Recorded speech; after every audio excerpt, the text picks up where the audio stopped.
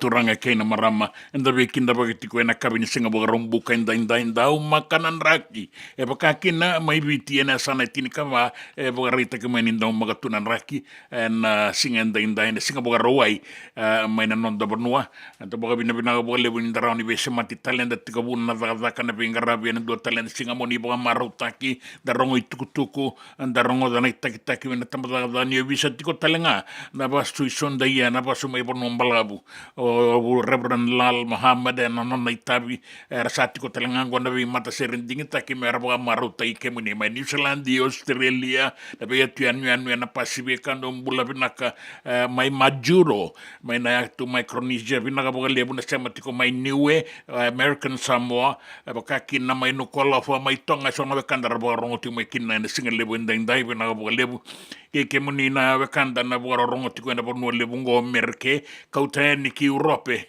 ena tailebu kena anu mai bola tangane kautani kina deba ke barani senda sabe kina bagiti ko ena singa lebu ndai ena bula binaka ena radio bulan dua bata San Francisco e kauti kenda batamai.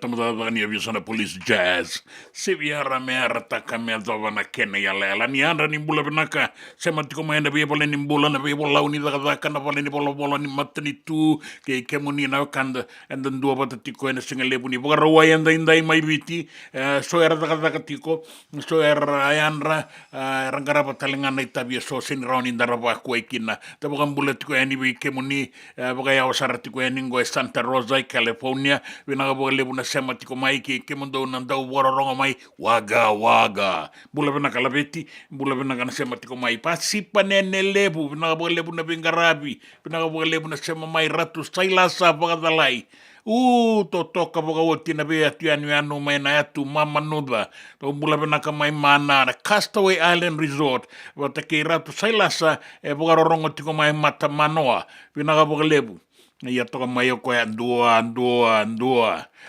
vinaka indei tungana bogorongo indei tali tungana vingara vinta boga vina boga lebu ninta besa matitiko mai mata manoa na singa lebu inda endua na tiko ni sarabano bole ka kine anu eno tabua na tu malalo ke na tu mamanu da nimbula vinaka ngona radio umbulan dua bata San Francisco County Kenda bata mai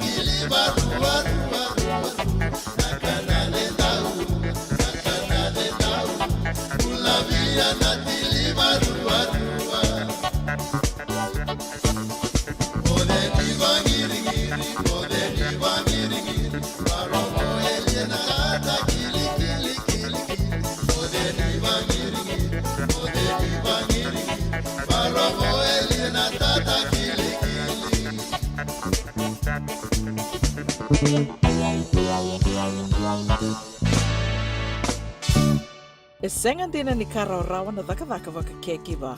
Ia endona kainda wipu ke kawaka mamanta taka tuna bingaravi o ia ke tuna kenda to kakana.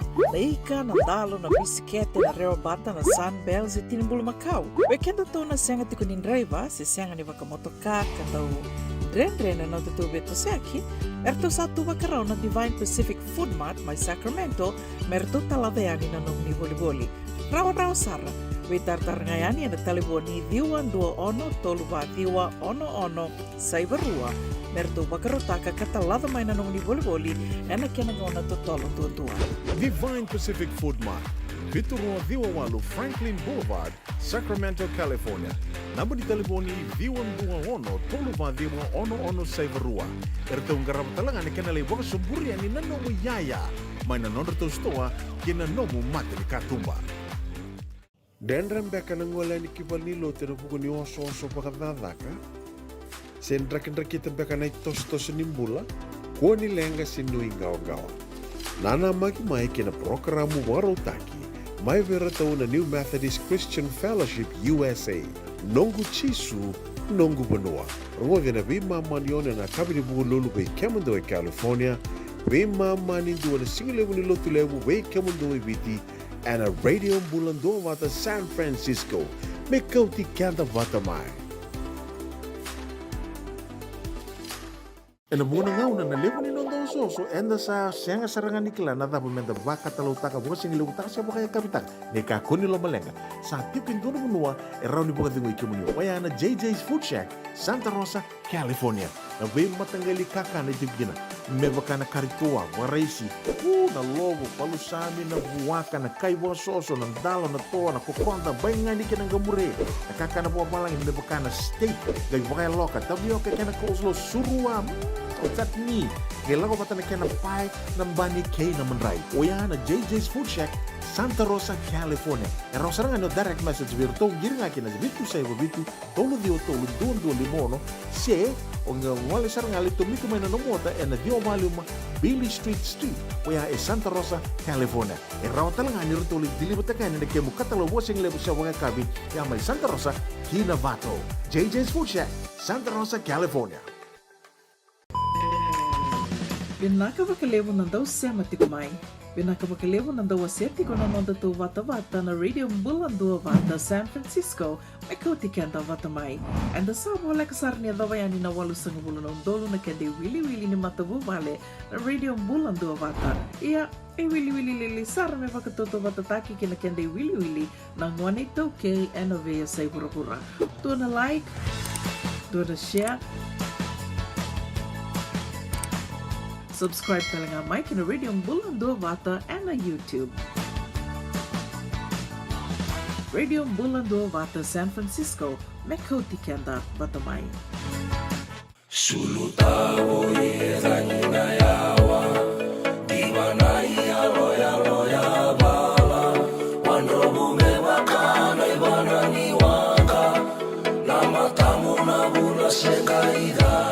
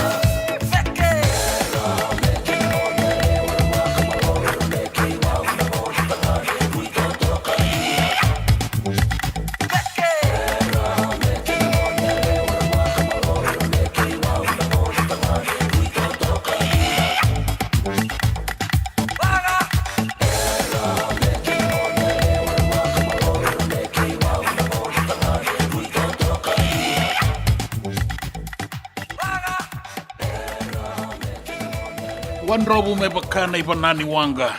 Tola malumo baka uto ni manrai suindua baka suini rawai. Anto manrato na matai lawa bi mga maruta kia ni nai baka langa ue na mataka indai sulu tabo ia tangina yawa. Bula binaka pasipa nene lebu. Dola bina binaka buka lebu na sema, binaka buka lebu tiko na sema mai, binaka na biwe kani. Kepuni na buka rorongo tiko mai na yatu Micronesia, mai Majuro, e peli, binaka buka lebu, tau nakabole buat kana sema tiko mai ke mundo na sembertu bali tuku mai tori kana kanda mai na tuku kan wita kini rakibna ka eviti e bugari takini dangi na tiko nga bula sarat tiko na dangi to kalau deba na ngau ya en rakibna kan rakima ma singa bugara wa ibna kasar ni bugara mai viti na singa bugara wa inda ya kabiti ko ni bugara boka e Santa Rosa sa sibito kongo na ba en rusa nga bulu kan dua be mama na minit sa kabiti ko ni bugara boka iyo singa tiko ni paseka na singa na noa na ngorong buka na ngau na mai viti sa singa buka roa inda sa singa ni paseka mai Santa Rosa da buka bina tiko lebu mere mata ni tombua maramayan nu bina lebu na sema tiko mai Lorini Biola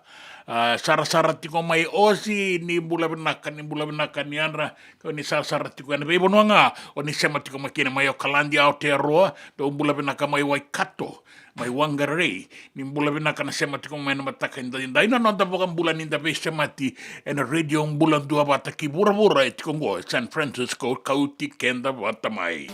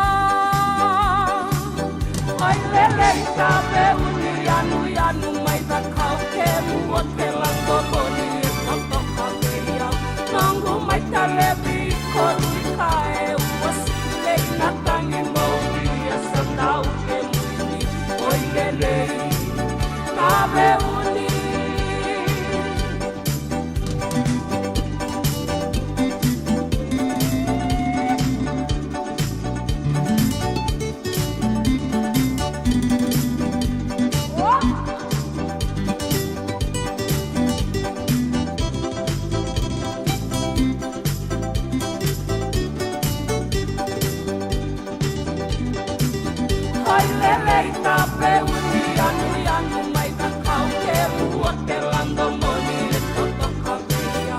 Langu mai talebi korui kae wasile natangi mauri sanau ke muni. Oi lele tape uni galau lau sarabai matangu. Tape uni ngori sake mui gabu. Somo kena tomba e marabu. Wairiki wana nabu. Wai lele tape uni anu mai kakau ke mua te lando moni toto kaldeia. Langu mai talebi korui kae uasile natangi mauri sanau ke muni. Oi lele tape uni. Oi lele tape uni. Oi lele tape uni. Oi lele. Me voliam back in donongu life insurance policy? Laka kira ni tūtane ka tini kabituni o kostita na 2022 o sangir taka sarabiri ni tauna. Kabi ngaya kira maga ngaya salah ko mana check. Sengat tali ni biara, sengat sarangan ni biara paling lain. In time sarangan mai. So dan kali warga tera tunda warga. Ko bertunggu. Au saya lo bengo kamu binasa. Iyo, o yasar ngana buna, e rau sara, sa tiko na pepa se senga, bula binaka se tobi mate, kambani duan nga kana soma mena claim na lomni rosa nga bulu kavana ua keada na lenga, nisa e ambaki roa tina policy. Text mai kina wasa eva walu dua, tolu walu lima e na kena i tuku matai lalai, o ya na wasa eva walu dua, tolu walu lima. Doyan Robina kana marramanaita. Do samba di ba kusa iwe. Yandra naita. Kita sili katalau mande na Orange Lounge. Maleka. Gora san ba di kata bina kasar tunga toboy sempamba kau. Gai woi dala tu kin nambat. Koe serengan kori. Sono ngono santa bina kat serengan na kenta kakana. Dina to zoko. Keba kitu sana berata ini bagai singelebu. Kitu sana gele bagai kabi ngaya ni kena. Na Orange Lounge, katalau buka singelebu se buka kabi, e barau te itu buka manggo sanggai to toka na buno ni kana. Mai na menta to ide ni ti, kena buka singelebu se buka kabi me buka na buka sekera. Na sui, ike te buteke roro buka lolo keina vida tale. Gira ramo kila na menu ni singoya. Na Orange Lounge, tolo dua Orange Street, Santa Rosa. En dua tala na tamani vingarabi ni Divine Group of Companies. Dola mena wala kaloka na mataka, kina wala kaloka anambongi moniti kina singatambo. Na Orange Lounge, tolo dua Orange Street, Santa Rosa. Dendran beka nangola ni kibal ni lo tena buku ni oso pakadadaka. Sen drakin beka na tos nimbula, kuo ni lenga sinu ingaw-gawa. Nana maki mai kina programo warotaki. Mai vera tau na New Methodist Christian Fellowship USA, nongu chisu, nongu benua. Rua na bima manione na kabini buku lulu bei kemendo e California, bima mani dua na singilebu ni lotu lebu bei kemendo e viti, and a radio bulan dua wata San Francisco, me kauti kanda wata mai. Nanonda wata ki City Veni Raturala.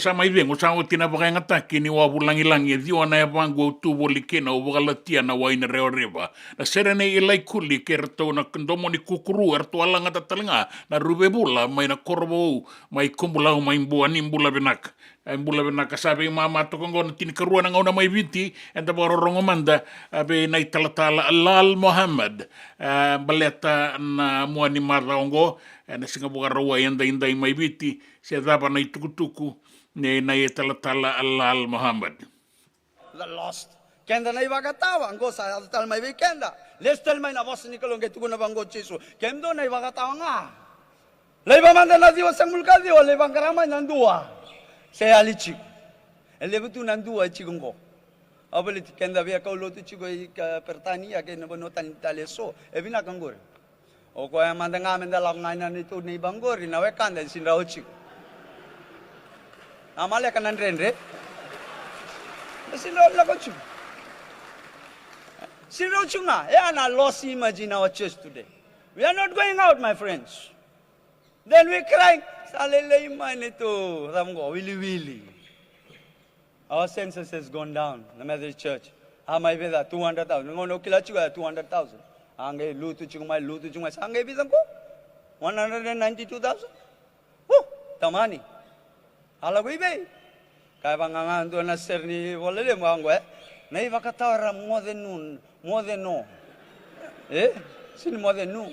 More than no. Gevadab. Si piera sesetu.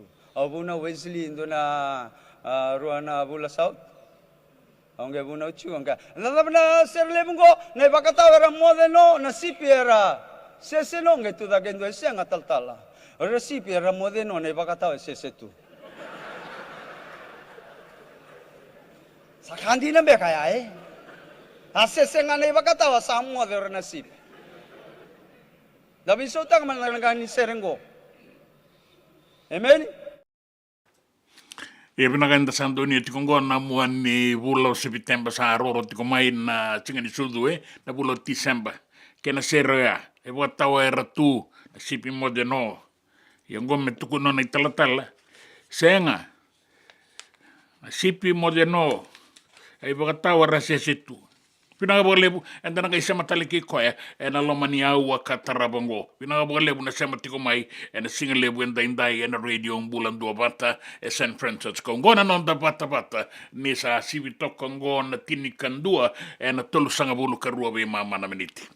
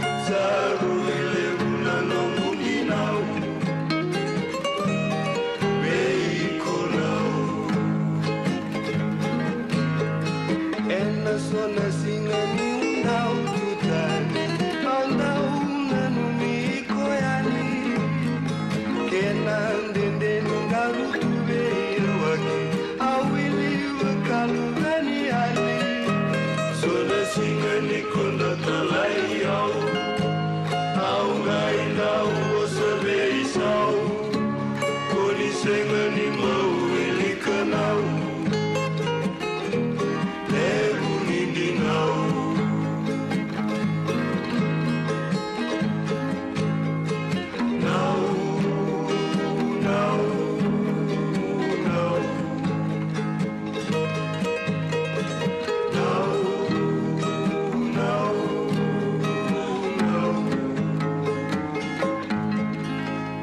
lo mai nambua anda boga bina boga lebu ni rawan inda ser ngodo tiko so na ser talita ki ibakawa en singa lebu indai kau tale tiko mai na boga nananu de benga una inda sa boga nanda kuya ke na talita ke ni bororong wale si mai biti na nonda bonua ni bula bina na kanda tangilala wanga bono bula bina ka boga no inu tiko ni en singa zokonaki ni kua weekenda e biti bina boga lebu ilaisa soro dala kai tiko mai ko era tu sei lasa vadalai dava kapa tu keri lai tundai mana ko tamai bea una tamamu e rerendo na be walia e bina bolebu na sema tiko mai taisamu mai nambo pine scheme tola bina re bina tunanraki lendu banua bina bolebu ngana moira ena sano nanronga na bono na kuru barua nambo pine scheme ke taisamu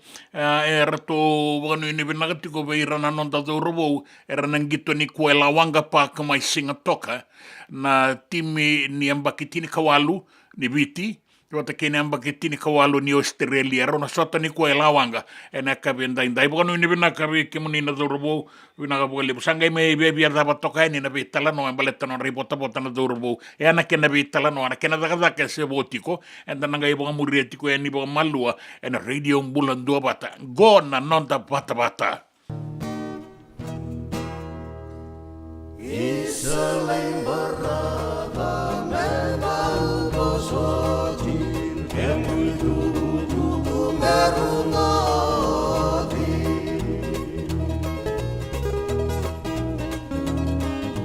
salam nada kena singatin mong sai karasili sarodi kalau serewen mongi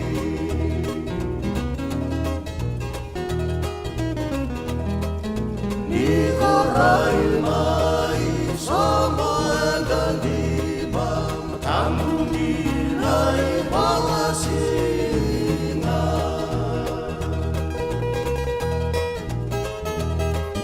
raba merah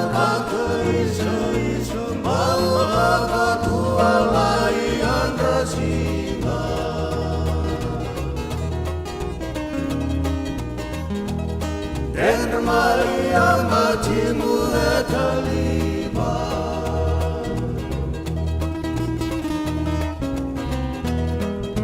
Isalai moderasi bini Allah mayani baikamu nani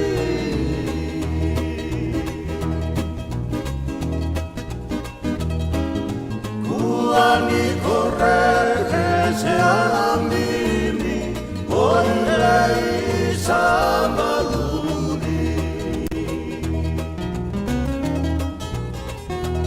Sibiringin hinatoni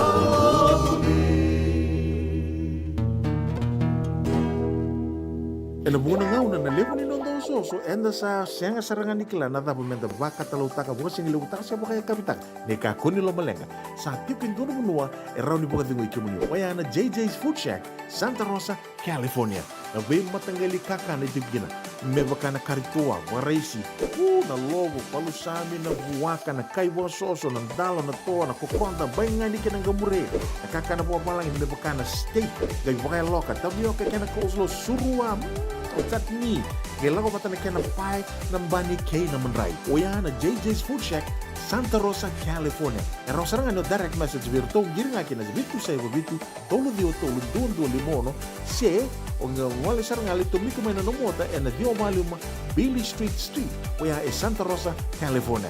Erang talang ani rito ulit dilibata kayo na kaya mo katalawa sing lebo siya wanga kabi, yan may Santa Rosa, Kinavato. JJ's Food Shack, Santa Rosa, California. Me voliam back and do nungu life insurance policy? Nakakira na ito tayo katil kabito ni akostita na 2022 o sagir ta kasarabiri ni tauna. Kabi nga ya kila maga nga ya sala ko mana check. Senga tali ni pera, senga sarangan ni pera palinlay. In time sarangan mai. So ang kali wara ka tala tunda wara ko. Kuwertong ko. O sa hero vengo pamina ka. Iyo, o yasar ngana buna, e rau sara, sa tiko na pepa se senga. Bula vinaka se tobi mate.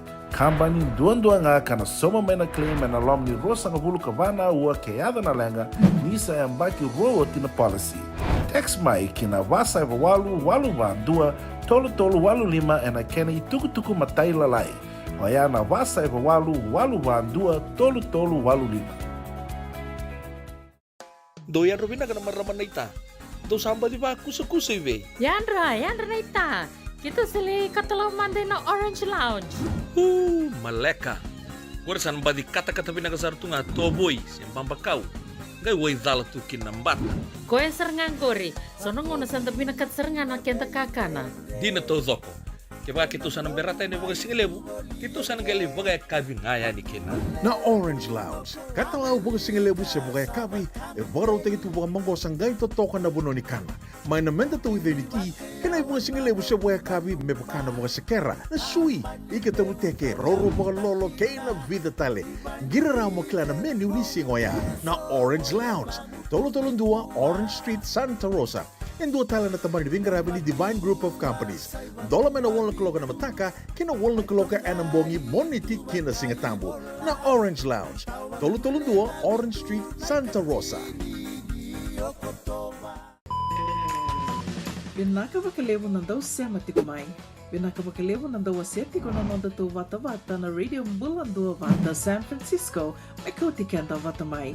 And the sabo like kasar niya daw bayani na walo sa ngabulo ng dolo na kende wili-wili ni matabu vale na Radio Mbulando Vata. Iya, wili-wili lili sar may vakatoto vatataki kina kende wili-wili na ngwanito kay NOV sa pura-pura. Tuwa na like, tuwa na share, subscribe talaga Mike na Radio Mbulando Vata and na YouTube. Radio Mbulando Vata San Francisco, Mekoti Kenda Batamay.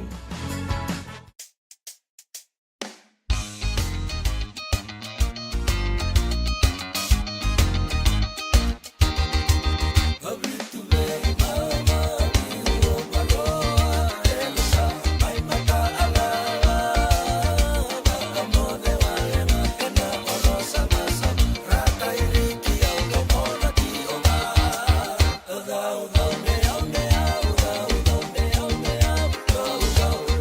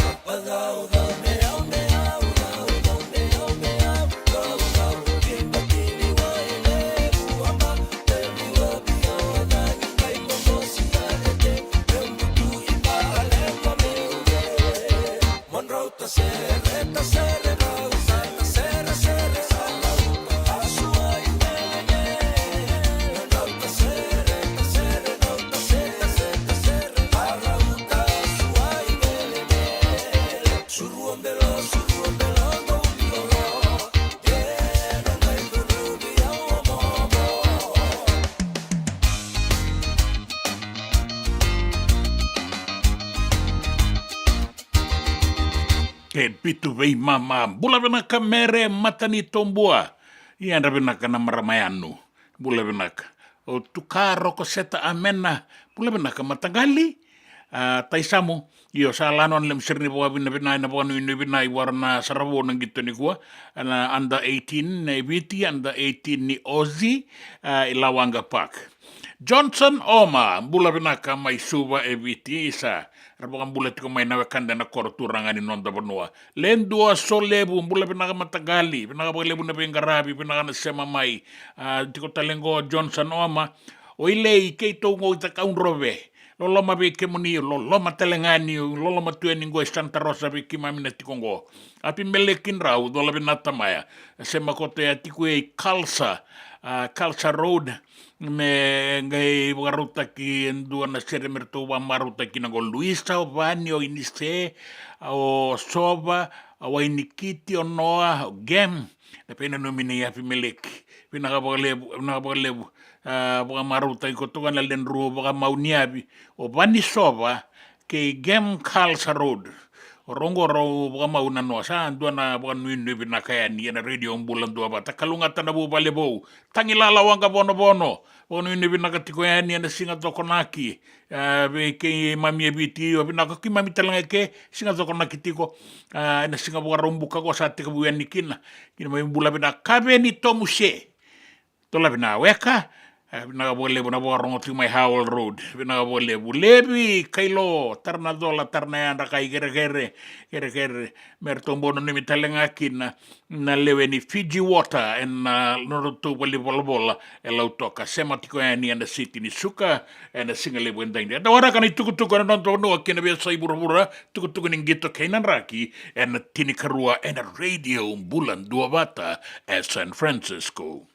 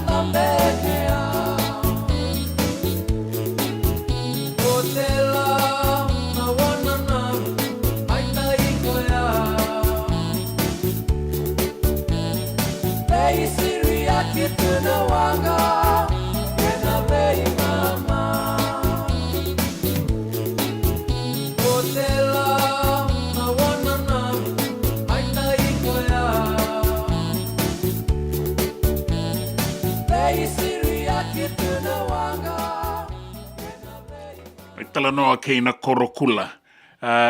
Dua na vanua vina kamenta saravakina na tombang warinda leitiko mo na Wananabu Resort. Toka tiko e ni wai. Reire vina kasaramenda lei reida mai kia na ikele ni wanga mai vuni TV.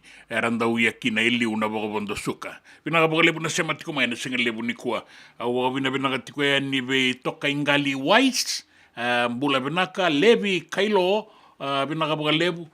Me ngertonge bau botai talitunga mai kina na lewe ni Fiji water na bal ni bola e lau toka vina ka lewu levi na fi sematigo mai kabe ni tobuse Howell Road weka io vina ka lewu sini klana da bana boka singa lewu ni ko sabe bi nga una tokongo menta bana na nukina kai singa boka roi tu mai viti sabo 5 miniti metini karua au duro rabi ena vale tai me e so a India so a viti e nei mai mi daga kana be singa na tereisi so na ka India so na ka viti ran rodolangi ke na uto solo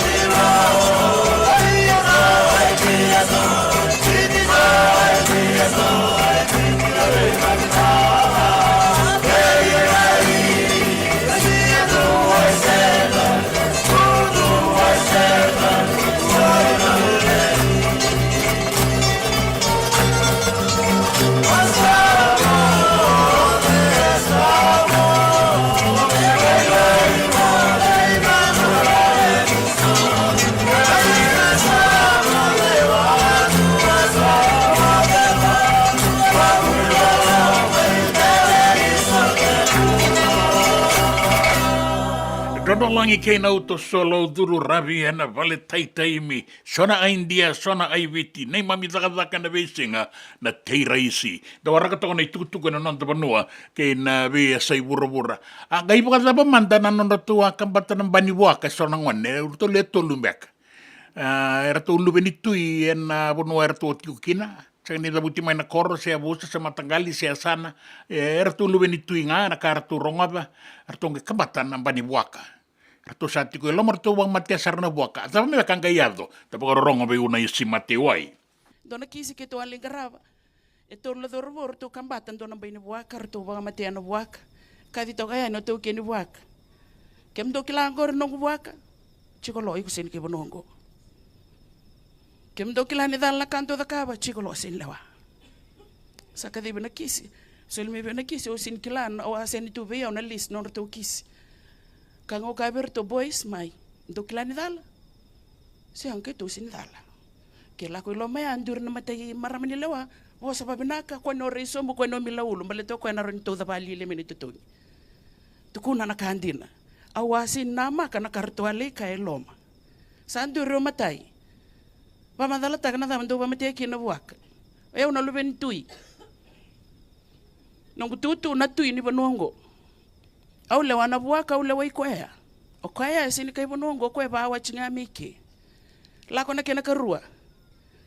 Ba madala ta kana ba mate kina buaka. Ka ko nongu ratu e ngone be nona ratu koe bo sautia. Eu na kai banongo eu lewa. Anga ya no kena katolu. Sasi kena leni wa bo se ba binaka. Koni to bosombo. Ka koe nongu nana na nganen ra nono ratu. Oya o basu turanga i korongo. Kena balambale ana ka ke ve utara e warindu era ni bosakina. Na lawa e dhithi ngano na dhithi. Law is law. Ni o taraba ka tau ndone ndone yaya se ni nomu. Rachaji tu kina ngona lubenda. Offense of theft takes and carries away without the owner's consent 9 to 15 years imprisonment.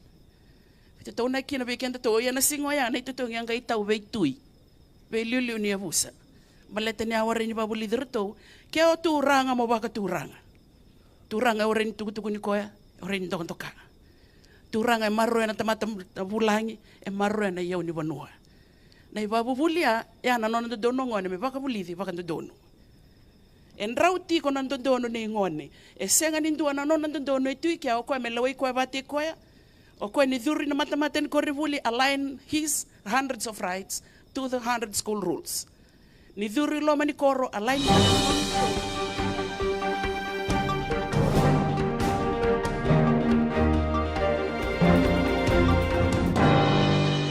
Nei tukutuku e na nonda vanua. E wakaringtaka Professor Biman Prasad nandau niau ni matanitu. Ni e wakatarai veira na vengarabi waka matanitu na civil servants. Mera wakalewa na matanitu. Se na kena i wakarau ni lakadaka. E na senga nindua e na wakua iki na mai na nona lakadaka. Se wakadengui. E wakaringtaka tiko na tikinango na i wakabuki ni Prime Minister kandau niau ni matanitu. Bera ka kua ni loma lenga, na lakadaka baka lesilesi baka matanitu, ke baka erabia baka lewa, si baka ndiloya, endua na ngada ni bingarabi baka matanitu. So era nanu manira ranu i baka eliaki na nora lakadaka. E senga ni baka kina. Ke baka edori na kena salang dondonu na bebu na udi, me rawa kina na tumbudake, ke na tiko binaka ia na rongoda na matanitu. E kaua i takatalenga na matanitu. E tukuna na i tukutukungo na dauni au ni matanitu na buku nindua na vivosaki ka baka e doritiko i sema tiko nga ni tuba ni matanitu na non development plan, economic development plan, me adaba na ruana undolu rua sangabulu ka diwa na national development plan ka baka e doritiko na matanitu tarai ratalenga na kena baka ilisilesi ka yakina ni sanganindua na lenga ke baka rabe ibu ke mai na baka ileslesi baka matanitu merandusia na be tikina so e malewa karao ni baka binakataikina na be ngarabi ni baka matanitu baka rita katalenga ni non raitabi na baka matanitu mbimbi toka sanga walanga na non raitutu baka be ngarabi na non raitutu talenga me rabukea na liutaki ni matanitu e na ngada taudo kosara ni bengarabi e rangaraba. E bogaritakan mata maneto ni besanga chone usamate ni rawa beira na baga lesi baga matanitu me rabaga lelewa. Ke baka era loma lengataka na non radakadaka ia era rawa ni rairaiani se tukutuku yani kina na non rai baldi bola na non ramatan dingita ki na palimendi. Meranga le toka takayanya na palimendi meraka kina na kena bebosaki.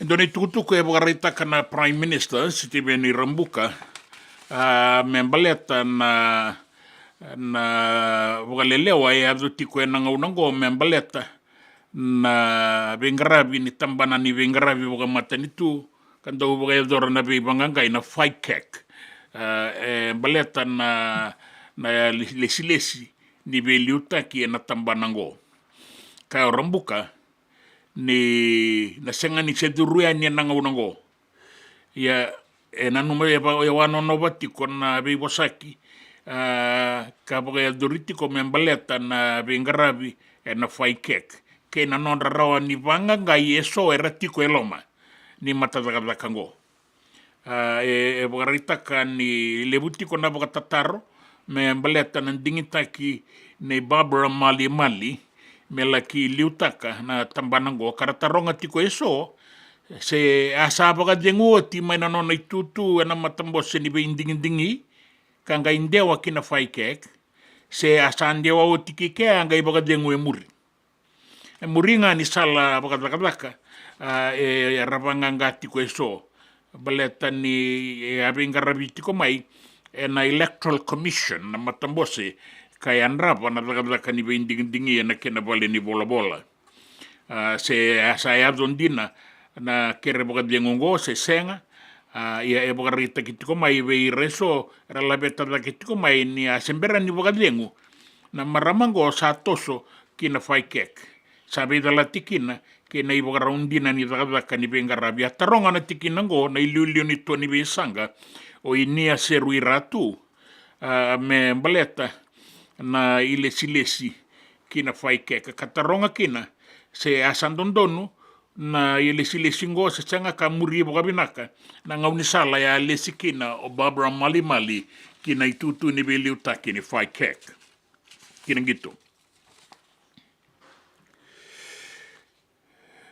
e boga rita kamai nanda ue boga tabulidi ni nonda timi lewa abitu o se kolini sau ni rao veira na dorobo era boga rautiko kina sota ni burabura na bulo November merala kingito kina non rei songo ningito kina timi rebia matataka merawa nira ya balata tiko kina na daga ningito bata ke na ba kawayango era boga dortiko na ngaunango kaya o kolinisau irawa beroto na lewe ni Fiji Airways National Sevens merato laki boga itabiani na sona sota lewe habitu na nonda banua ka rawa ni relaki boga itabikina na dorobo era sa andingi taki ka boga rauta kiti ko na ngaunango na timileo abitu ni biti na sota ni burabura na mbakingo me kauta ni kina mbaki katumai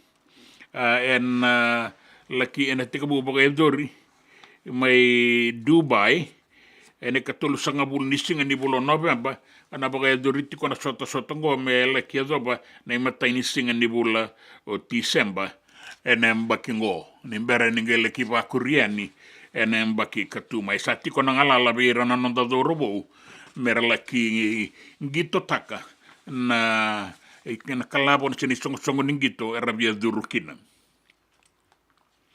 na sota boga mbaki ni ratu sukuna bowl raunda ngito kina na timini matai walu ke na timini ovisa sanga wala ngana rakabi sota lana ngito era boga itabi kina mdo todo kona madawa na sota ka boga doringo enda biambaki enda sanga ni bisa wena mbaki ngo enda bakata le ngakina era to ka toka mai na soba na bilongo ena tokandei be rato na tambadaga ni ovisa rato a setura na mbaki ruona ndolu rua sanga bulu karua rua sanga bulu katolu na mbaki sao tierto nanu amerato na maroro etale na mbaki ngo bagan deita kan tikinango na commission na bagatawa ni tambadaga ni ovisa o Chuki Fong Chu ka boreta kan dirato sa baga rautiko erato sa boga sarabataletico ngana boga rau boga doritiko na kembani matai balu kina be bonu atale so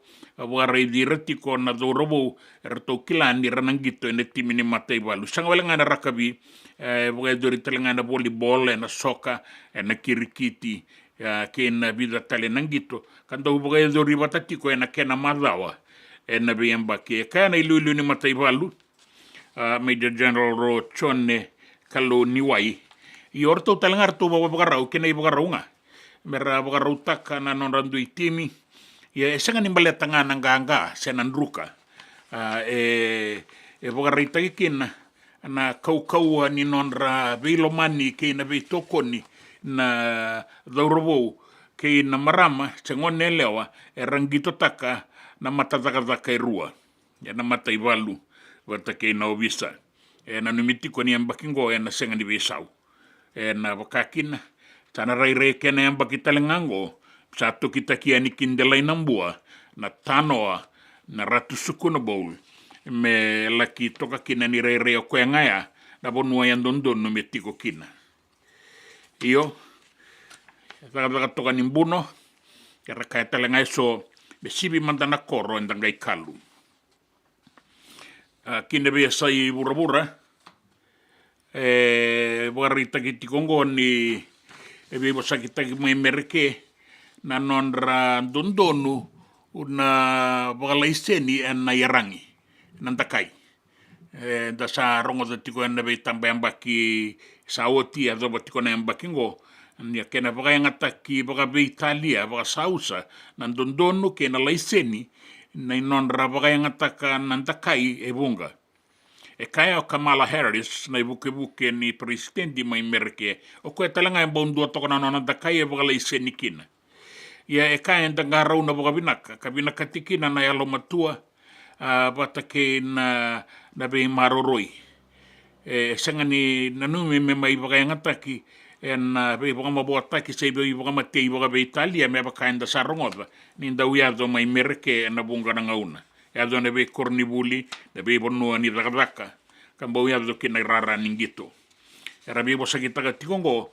na banga gado takini lao me baga malu takimanda se sa tamba boko di manda e sona tikini lawa kambaleta na tauke nyarangi mai merke kinan raki na non bonua me do bonon bongi lebu indai en uku tiko na loa na tau banga una nauda en na be bonu eso en na deba ni kei biti lebu ke na be anu bole katango e serua na mosi na bakakina en na bua bata ke suba kautani ki nausori korobou kin woliku ke tailebu na sana raki raki na sana na itasiri bata ke namosi e bakakina maimbua na sana umbua kina deba sana maduata kina tokalau ke na sana da kaunrobe ne anu bole kata mai dikombia nangelelebu o tabe uni laudala ke adata bakakina na sana iruo o lo mai viti bata ke na sano lau. Wara na wasa na sora ngau na batang bongi se ua na wasa kana deikota na ituba ganin raki andai me baba na singa ni mataka. Foi axe amalele ko nga ngachpora tkoa no aia. E rotuma na singa ni beso talenga na kena ituba ganin raki na deikota nga andai me baba na singa ni mataka. Sai ko ngori na itukutuku nin raki, tukutuku na nonta bonua na itukutuku nin gito, kena besa ibura-bura. Na nonda bata-bata, kay City Veni Raturla. Isa balan amai, nanobu seretale, Emba promoli, nandomo muni, wakanan Anu marawali kami tentu kau tiao lesu ike bumi memborong dan atau bumi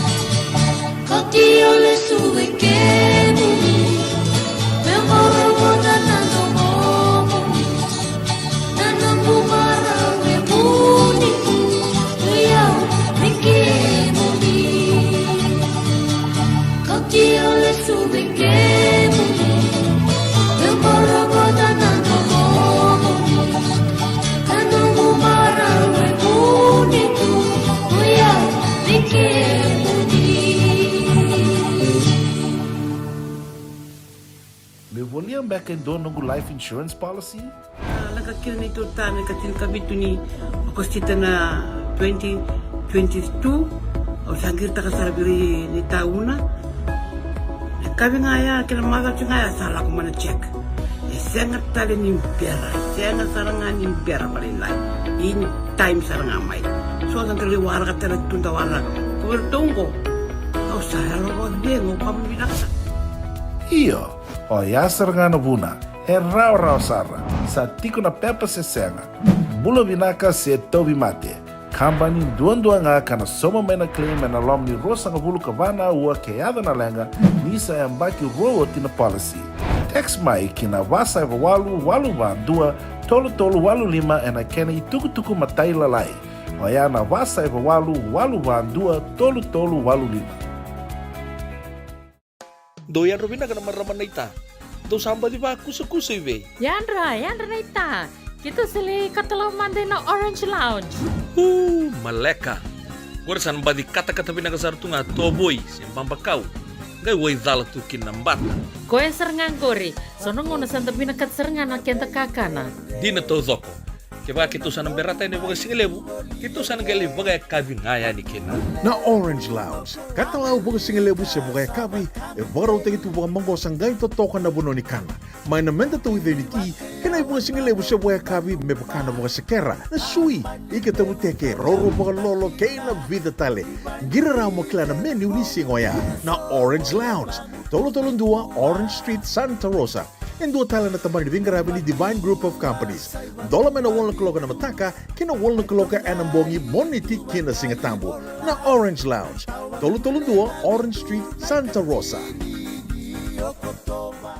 Dendram beka nang wala ni kibal ni lote na buko ni oso pakadadaka. Sen drakin-drakitan beka na itos-tos ni mbula, kuha ni lenga sinui gawa-gawa. Nana magi-mai kina programo warotaki. Mai vera tau na New Methodist Christian Fellowship USA. Nongu chisu, nongu banoa. Roge na vima manione na kabini bugu lulu bei kemundo e California. Vima mani dua na singilevu ni lotu levu bei kemundo e viti. And a radio bulando vata San Francisco. Me kauti kanda vata mai. Nanonda vata ke City Veni Raturala.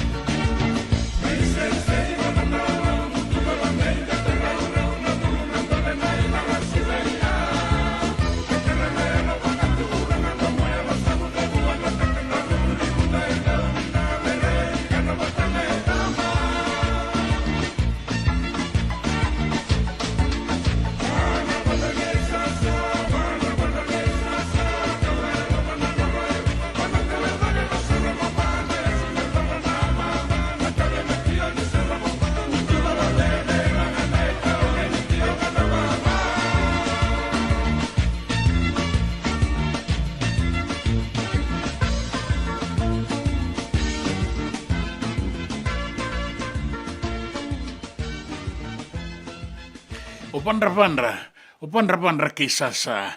Toka elo mana koro erua o na tale ke o soro komba. Anro to bagambula na wai koula ni ngauna bo keita bo ke o esta le boni wanga. Abono bo turanga gombula. Dola bina mina tu yawa. Sa dola bina na roro ni kua. Ndona serere to nga ina numitiuki na ndona ila walongo.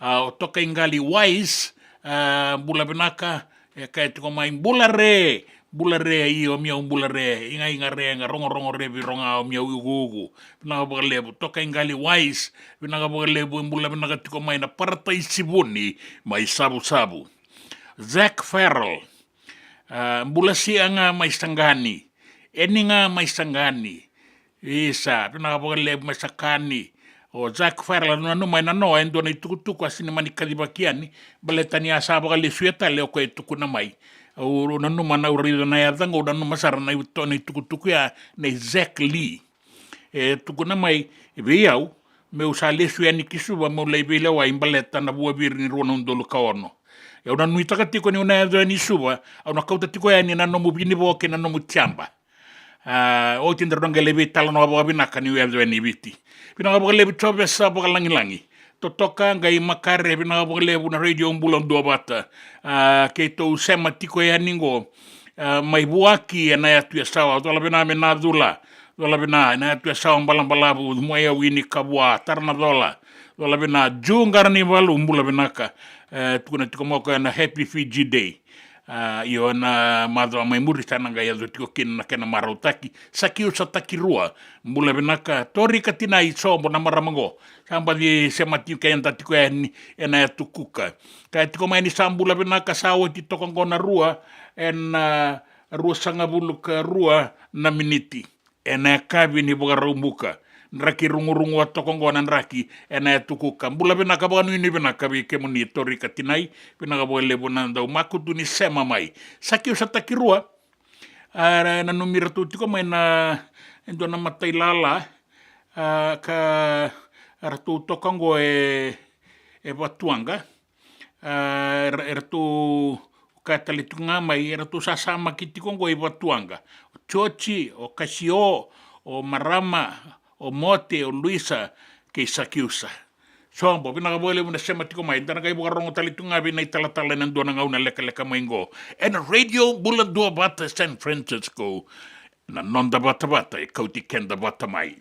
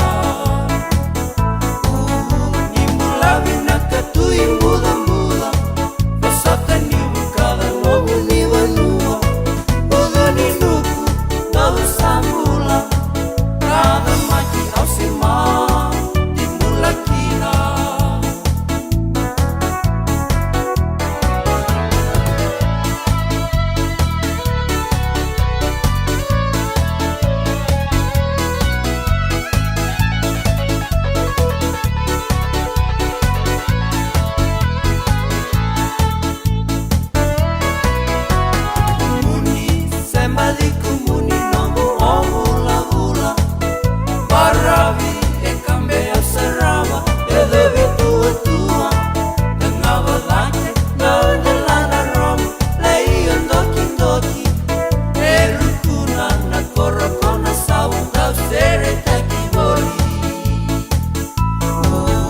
uya meta no gumbara vini tanra na tua te ke dayala lambeta sale dongunde lani au nangai ngamu ngana no salu salu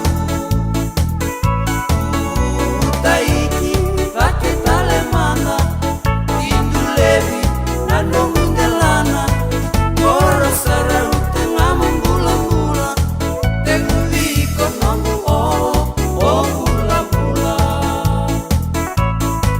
koro sara utengama mbula mbula tengu viko nongu o mbula mbula koro sara utengama mbula mbula tengu viko nongu o mbula mbula. Ena buona ngauna na levo ni nondo soso enda sa sianga sarangan ikla na dapat menda baka talau taka buka singi lewu taka siapa kaya kapitang ne ka kuni lo malenga sa tiukin dono munua e rauni buka tingu ikimuni wayana JJ's Food Shack Santa Rosa, California na be matangali kaka na tibgina me bakana karitoa waraisi na logo palusami na buwaka na kaiwa soso na dalo na toa na kokonda bainga ni kena gamure na kaka na buwa malang me bakana steak gai bakaya loka tabi oke kena coleslaw surua o chutney gelago patana kena pie na bani kei na menrai oyana JJ's Food Shack Santa Rosa, California. E rosarangan no direct message virtual giringa kina bitu sai bitu tolo dio tolo don limono se onga wale saranga lito miku mena no mota e na dio maluma Billy Street oya e Santa Rosa, California. E rawatalang ani rutuli dili bataka ni kemu katalo bosing lebu sa wanga kabi ya mai Santa Rosa, Kinavato. JJ's Food Shack, Santa Rosa, California. Me voliam back in donongu life insurance policy? Laka kira ni tutana katil kabitu ni kostita na 2022 o sangir taka sarabiri ni tauna kabi ngaya kila maga ngaya sala ko mana check e senga tale ni biara senga saranga ni biara palilai in time saranga mai so dan kali wala ka tele tunda wala ko tongo o sala ro dengo kamu binasa Iyo, o ya saranga buna e rau sara sa tiko na pepa se senga bula vinaka se tobi mate kambani duan nga kana soma mena claim na lomni rosa nga bulu kavana ua keada na lenga nisa ya mbaki roa tina policy text mai kina wasa eva walu va dua tolu walu lima ena kena ituku matai lalai oya na wasa eva walu va dua tolu walu lima Doyan Robina kana marama naita do samba di ba kusa ive Yandra naita. Kita sili katalau mande na Orange Lounge. Maleka. Gorsan badi kata-kata pinakasar tunga toboy simpang pakau. Gai wai dala tu kinambat. Koe serengan gori. Sono ngono santa pinakat serengan na kenta kakana. Dina to zoko. Keba kitu sana berata ini bagai singelebu. Kitu sana gali bagai kabi ngaya ni kena. Na Orange Lounge katalau bagai singelebu se bagai kabi e baro te itu bagai manggo sanggai to toka na buno ni kana. Mai na menda to identity kena bagai singelebu se bagai kabi me bakana bagai sekera na sui ike te uteke roro bagai lolo keina vida tale gira ramo kila na menu ni singoya na Orange Lounge tolo dua Orange Street Santa Rosa en dua tala na tamani di vingarabi ni Divine Group of Companies dola mena wala kaloka na mataka kina wala kaloka anambongi moniti kina singatambo na Orange Lounge tolo dua Orange Street Santa Rosa. Binaka bakalevo nandau sema tikumai. Binaka bakalevo nandau aseti ko nanda tu vata na Radio Bulandu Vata San Francisco may kauti kenda vata mai. And the sabo la kasarni adawayani na walu sang bulan dolo na kende wili ni matabu vale na Radio Bulandu Vata. Ia e wili sar me vakatoto vata taki kina kende wili na ngwane toke enovea say pura. Do na like, do na share. Subscribe talaga Mike na Radio Bulandu Vata and na YouTube. Radio Bulandu Vata San Francisco, Mekoti Kenda Batamay.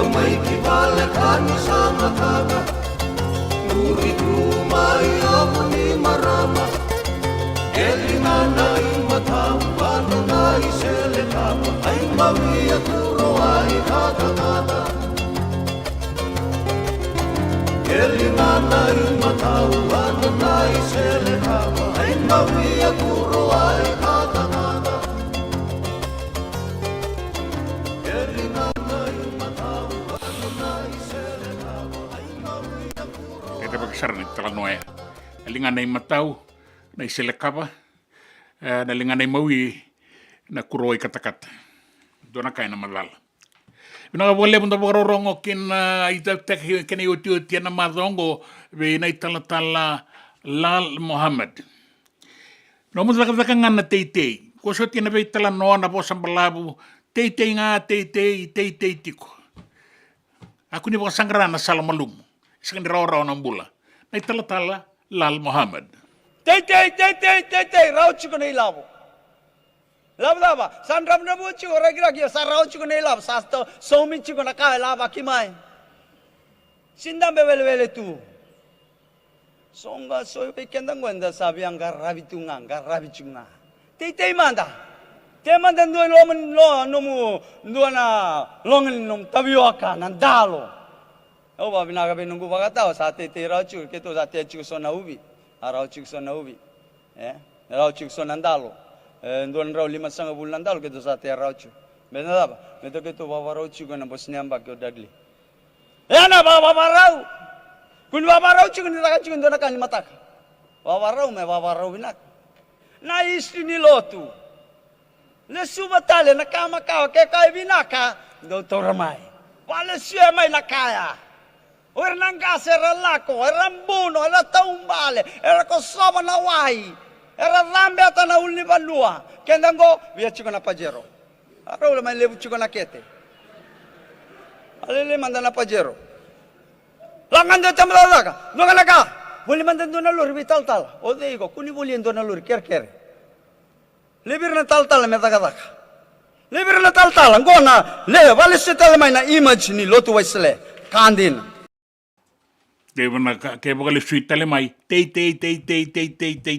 Ken dona kai vital no takina tei nga kina pakai ngatengele. Endana ngai sematale kina tala Lal Mohammed en madawa katuma inda baka bina kana no na itabi na madongo. Bina ka bole buna sematiko mai na single lebu indai. Rao ni uli kamandai ni sona ya tikungo. O sa baka bina ka bole lebu sakiu sa takirua. Ratu nambau o kilaitiko nango nerto sasama kitiko mai batuanga o chochi kasio marama o mote o Luisa ke sakiusa binaga boli ba ke sakuru matalamba bulare aubu mai baga singale le sambalin do na besuretti ne baga singale bu satungo baingani tabu baga miti o tingai kenei doi na kulu tabu na uto Ardo kai tiko mai tabu kami dana uto sabea, I die there. Dola bina bulau, Lisi Domro. Gona maramatua kangungo. Wako i tuku saratiko mai Sunshine Coast, mai Queensland, mai Australia. Kai tiko mai dola bina ambai, tau no nauda ina Sunshine Coast. E tau tiko nauda mai kia, ia wakanu ina binaka tiko mai, buana tadi kei rau, o ite, sa amba kibitu sangabulu. Lolo mai berto mai laudala, lolo mai banita. O nita ino koto koe dola bina. Bina walebu. Na walebu bulau.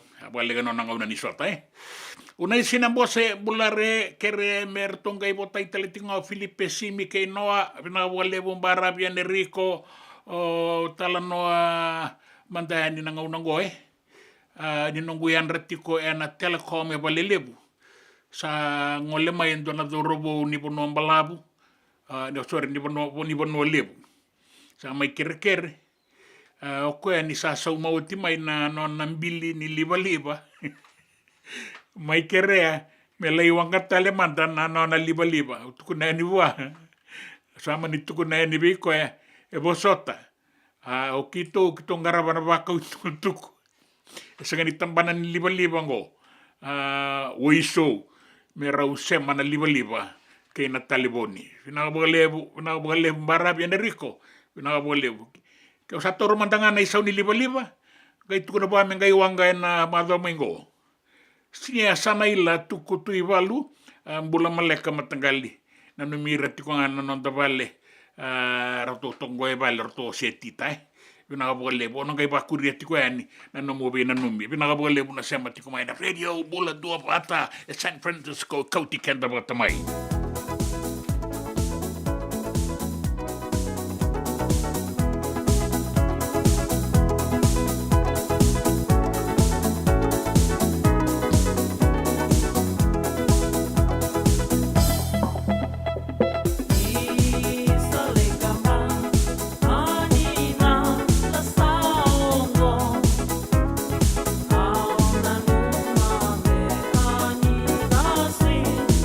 Viva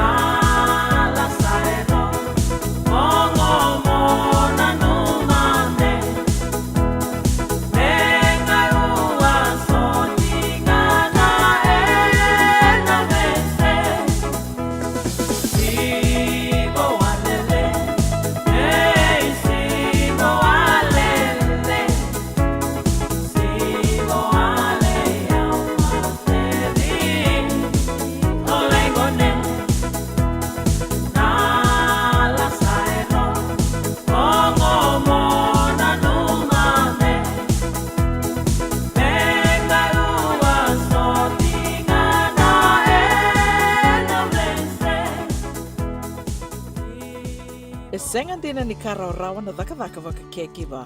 Ia endona kainda wipu ke kawaka mamanta taka tuna bengaravi, o ia ke tuna kenda to kakana. Leika na dalo na bisikete na reo bata na sunbells e tinimbulu makau. We kenda tona senga tiko ni driver, se senga ni waka motoka kanda u Drena no te beto seaki, erto satu wakarau na Divine Pacific Food Mart mai Sacramento, merto talaveani na nungni boli-boli. Rawa sara, we tartarangayani na taliboni diwa dua ono toluwa diwa ono saivarua, merto wakarotaka katalada mai na nungni boli-boli, ena kenangona totolo tua. Divine Pacific Food Mart, Viturua Diwawalu Franklin Boulevard, Sacramento, California. Namba di telefoni ono toluwa diwa ono saivarua. Erto ngarap talangan ni kenalay waka sumburi ani nanomu yaya. May nanonood to stoa kina nomu mati ni katumba. Dendram beka nang wala ni kibal ni lote na buko ni oso pakadadaka. Sen drakin-drakitan beka na itos nimbula. Kuha ni lenga sinuing gawa-gawa. Nana magi kina programo warotaki. May veratao na New Methodist Christian Fellowship USA. Nongu Chisu, Nongu Banua. Rode na bima manione na kabini buko lulu bay Kemundo e California. Bima manindu na singilewu ni lotulewu bay Kemundo e Viti. And a radio bulando wata San Francisco. Me kauti kanda wata mai. Nanonda wata kay City Veni Raturala.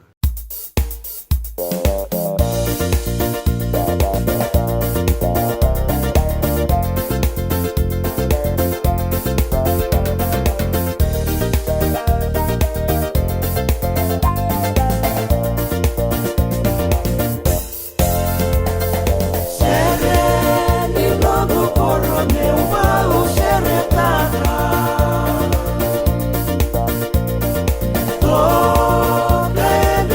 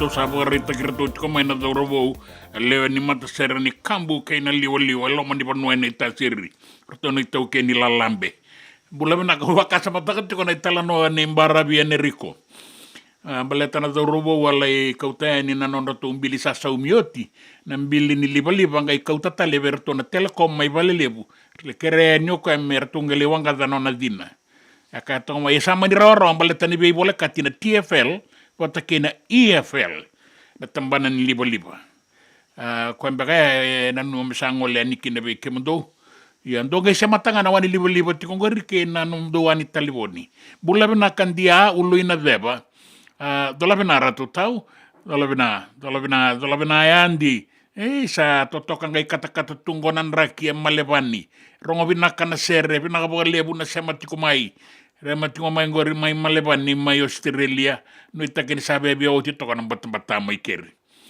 bula binaka Francis warongo tikumai Canberra na kor turanga binaka lebu sare reo talingan bat-bata mai keri binaka lebu sanaila tukutui walu bula maleka Artuna no mitiko ngango vale o se tita o kesaia ke wini mere. No ilia bi kailo tarayan rakainongu sama iwayan na Bay of Plenty may Rotorua, New Zealandi. Ke mesula me mbose na iwalu nraum bula maleka. Ngoyan na Shepparton, Australia.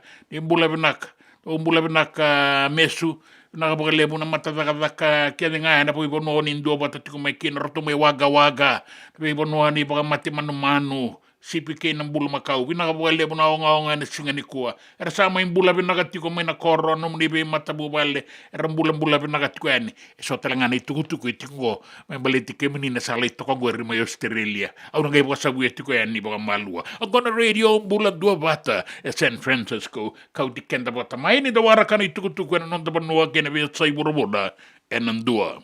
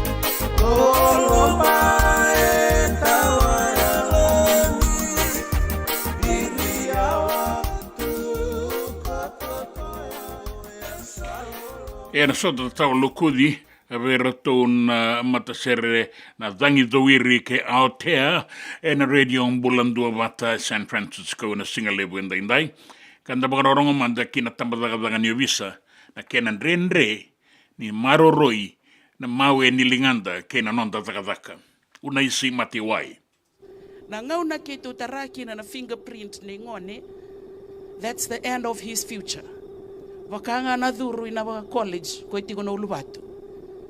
Baleta na ngona sa toriki no na fingerprint ena lei fomu ono fomu vito ko e pasi rota na makani pailati. Nila imbimbi una no korni bule na senga ni nduo na katumba indola be ngone. La ko ibalangi vangara daka na songo keviwa. Baleta Dukila Toko ena lesu talima me make kote na nona police clearance that criminal record remains till death. Sindo embokoda. Tiko na non to rehabilitation report kenda to so matalendo na rawalu sa ngabul kabitu tiko pakadada na kani sau. Minapolama na commissioner ni obisa sa itobo binaka sa leo ni buno binaka sa toko na bogalevo na bunuwa na loto na matenitu. But that rehabilitation report pay difference aside from your police clearance and angai solely after 20 years if the child does not reoffend. Kaya baka ndo na leo ni bunua senga tal ni dala. Ito na biya sa ibig, so na turanga, so na marama, dakati ko na intake ni British Army na US Navy, ramay tangiti ko na itumbutumbu. Nalubengo sa abele wa yoti, sa songo makao na kisi. Iya na dabelenga. O kaya mundo songo tati ko no nanggay waray. O rito na embassy gori. E tiko nga na vetting team ni bebo no anda apply kina. Bole rito na vetting team, or to na dakabati ko na intake na kani British Army. Kangorte, we only receive those with no police record. Era pasiti ko na aptitude test, pasi na kana veterongi, pasi na fitness level, kake de pastaki. Leila ko na medical. Na yoti ni ka ko na police clearance e na senga ni mboko. Sa so mi na fine va matabelo wai le sta longo ne leivuli. Go, Tim.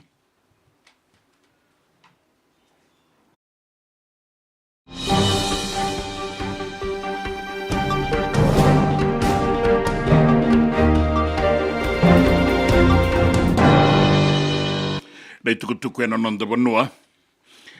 Endua nei tukutuku vera na dakadaka baga matanitu, the civil servants. Era na senga ni baga ilia na nonda dakadaka ke baka era boasa mai. Mera kunru, sera baga reitaka mai na lomandra na buku ni dakadaka baga matanitu. E baga ndi taka na tiki na ngona ndau ni au ni matanitu, Professor Biman Prasad.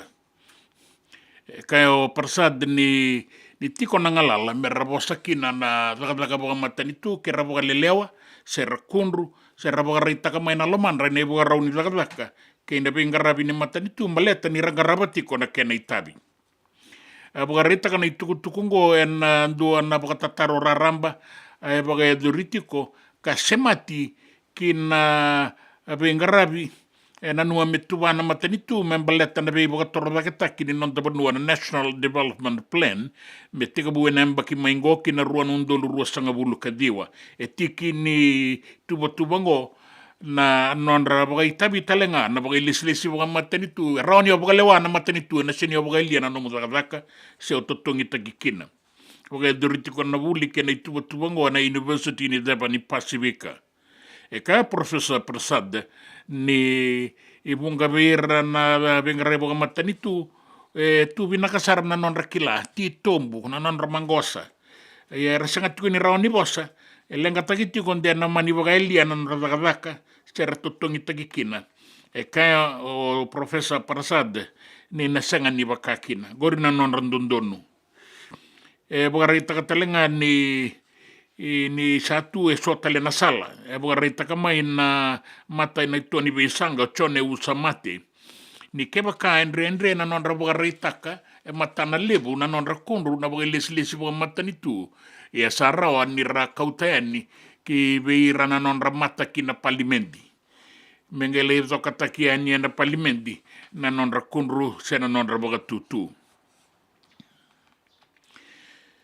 sabagarita kana matanitu ni kawaitaka na takadaka na tambana ni Wangangai na Fiji Independent Commission Against Corruption na FICAC na buku ni Beisau kama yado na veliuta kini tambanango lebu na bagatataro yado tiko mai me baleti Barbara Malimali o kwa kanga ilisiwo kina itutu baga iliuliu ni FICAC era taronga tiko eso se sandondono bakadakadaka na kena baga edorina tikinango kena ilisilingo se senga baleta ni rataronga talenga se asa baga denguoti mai na electric commission ka baga itabitiko kina nimbera ninga ilesi kina bakadaka na FICAC se asa tiko rawa na FICAC December ni baga dengo mai na nona itutu na electoral commission e kaya rambuka ni kawai tagitiko na tikinango me muriki na bakan dondono na ibaga raungan di takadaka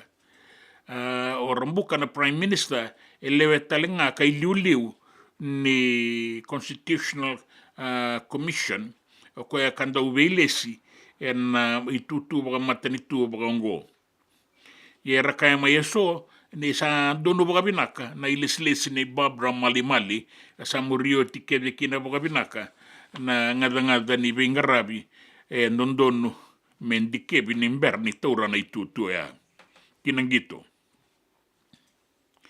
solia na ngalala o se kolinisau na dawe baga tabulidi ni timile abitu ni biti ni narawa ni rala kingito na do robo rasa tikongo kara sa maroro ito kongo na nonda lewe ni timile abitu na Fiji Airways National Sevens merlengito timi rabinakata senduan na bono era na numa merango lekina merlengito sota ni ngito leo abitu nda uboga eldori na non da bono na ngauna bagango solitu na ngalal kaya kolinisa uni na binakata lenga merlengito me kuritiko kina na non rabaka ukaweango kena non rabe kilai na non da do robo ungito na iwasiwasingo na lewe abitu mbeleta na sota ni bura sa na tekibu na bulo November ni katulu sanga bulu ni singa kana baga eldori mai Dubai mai na katulu sanga bulu ni singa ni bulo November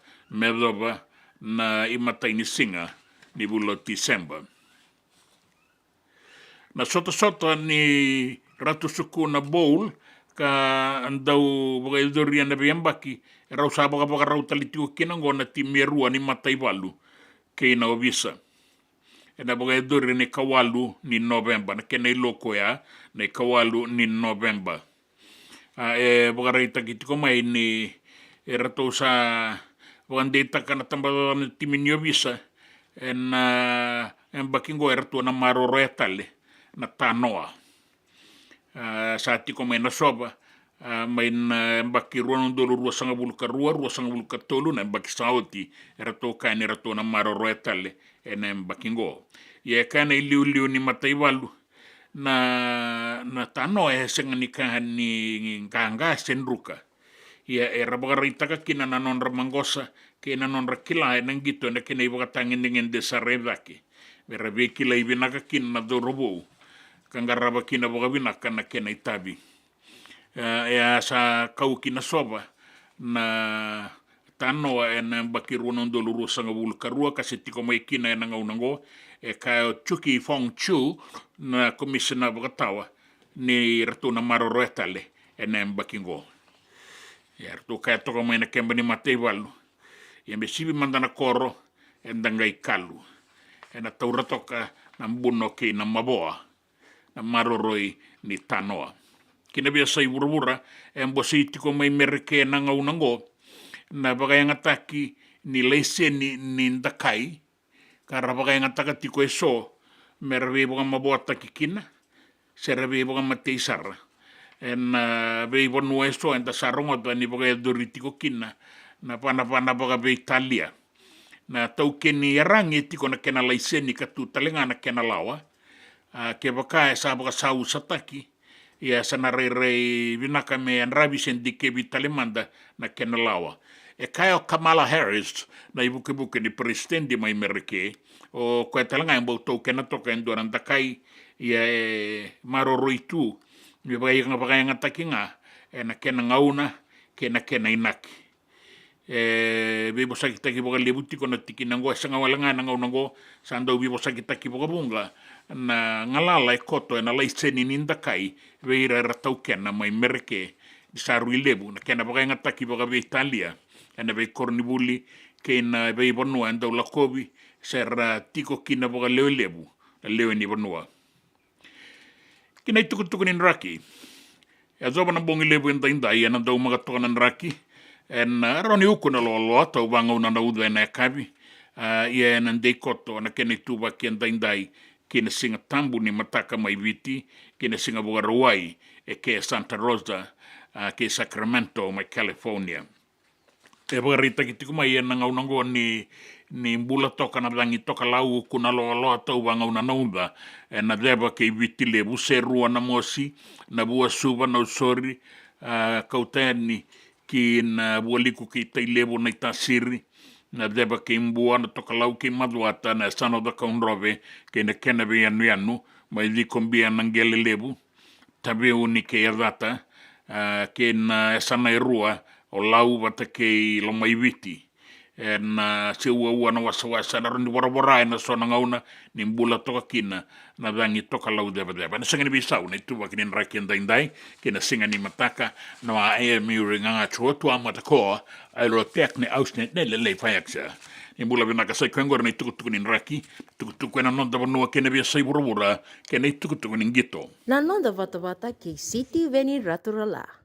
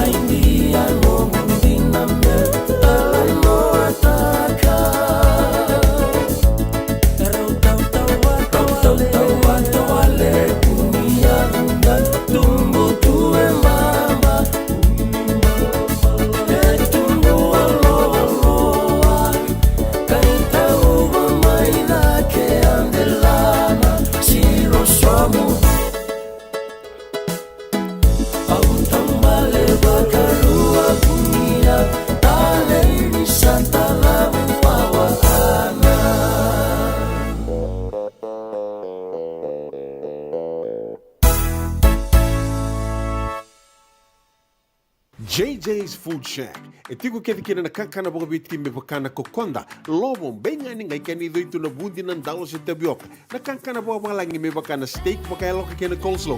Wee! Na kari toa sa wadha badina na kani kana. Kay tiku talanga na nono to specials and the lomo ni madawa. Dang tamba na Facebook. Na doi ni tiwa ya na bani mandrai pai ke na bungatale. Go na JJ's Food Shack. Viu Valley mo Billy Jean Street, Santa Rosa, California. Karo talaga nito dili mo yang may Santa Rosa, may yato sarani kinavato. Giritirito sana kinavitu sa ibabitu tolo dio tolo dundu al limono. JJ's Food Shack, Santa Rosa, California. Me volia back in dono ng life insurance policy? Nakakil nito tayo katil kabitu ni Agostita na 2022 o sagir ta kasarabiri ni tauna. Kami ngaya kila mada ngaya salah ko mana check. Sengat tali ni pera, sengat sarangan ni pera paling lain.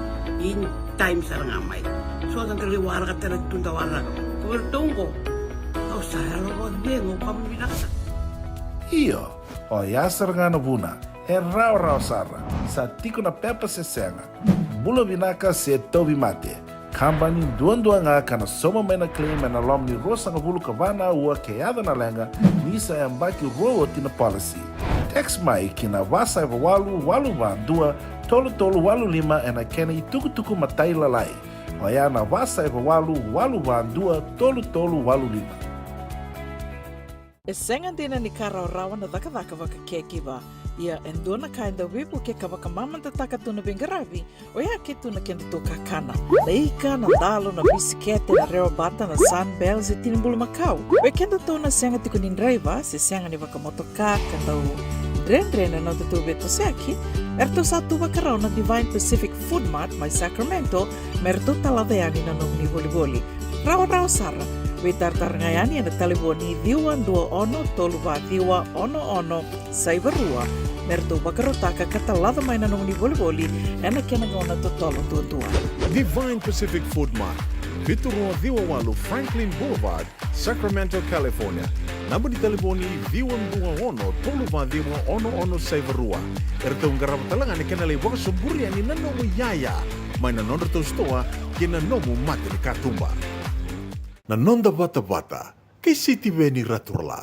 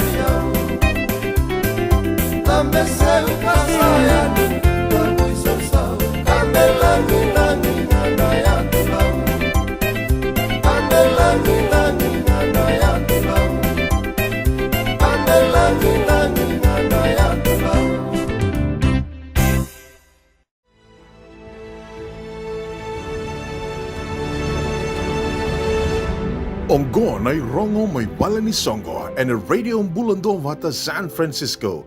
Mekauti kanda vata mai.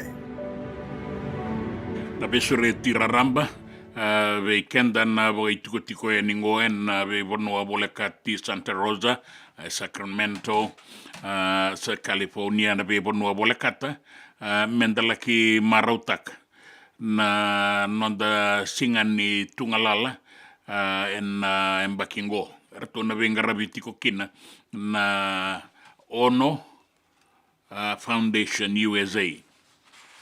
Ono kandabungo. Maika.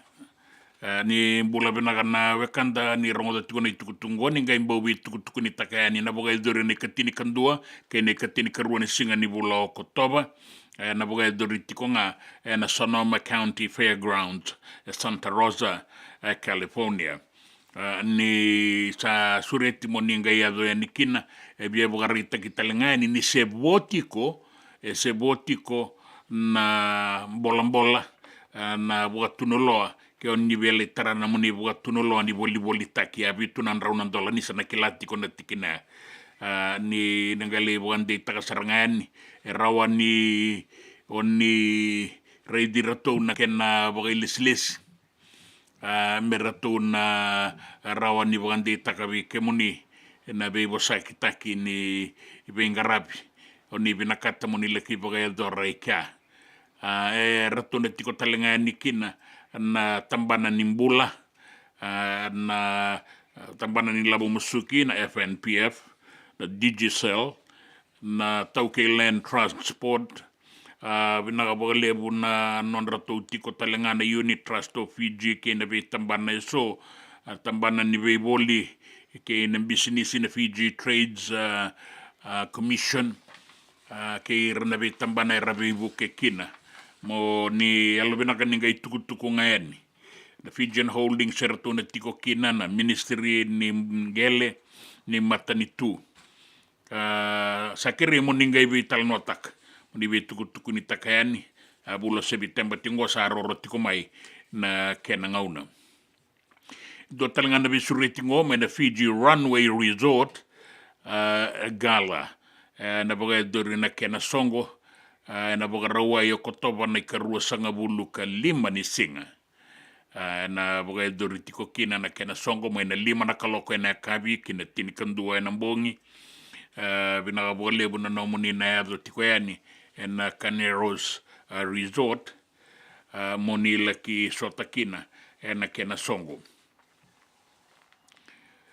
pata na nomuni na yoni bosota na iduruduru ni sota na Fiji Runway Resort Gala en donan rawa sanga bulu ka $5 na nomuni sulu kwe venganiti ke na songo ni ngoleti kwe nikina ni sana kilatiko ebe toko ni tiko kina na Tourism Fiji ke na radio mbulandua bata o ke to talengana tiko ikia yo kitona reba kabitalanga ke baka kito suriti na nomoni katalau ke na masumasu na leweni songo ni ANCF Group 2 en bagay dori talitunga na mo ni madom na kawalu ni singa ni bulo kotoba ni nangole ni kina na we bono eso oni tiko mai kina na ni lako ni nandua tolun 25 en Pacific Avenue with Santa Rosa mo ni nangole ni kina mo ni lagi tiko na masu gombaletan no ni lako oni le saraba tale manda na wanga ni noa kena songo sa kambura tiko ningo ene kawalu ni singa ni bulo kotoba ongori na irongo mai na bale ni songo Na nonda vata kay City Veni Raturla.